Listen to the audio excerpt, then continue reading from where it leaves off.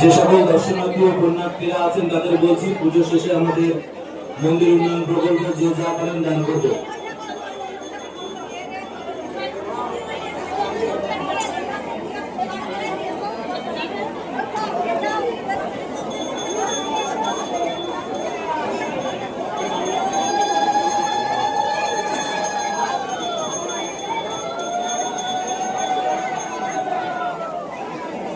যে সকল দর্শনার্থী ও পুণ্যার্থীরা আছেন তাদের বলছি পুজো শেষে যে যা পারেন আমাদের মন্দির উন্নয়ন প্রকল্পে দান করে যাবে।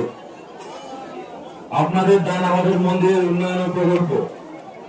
যে সকল দর্শনার্থী ও পুণ্যার্থীরা আমাদের মন্দির প্রাঙ্গণে প্রবেশ করেছেন তাদের বলছি পুজো শেষে যে যা পারেন দান করে যাবেন।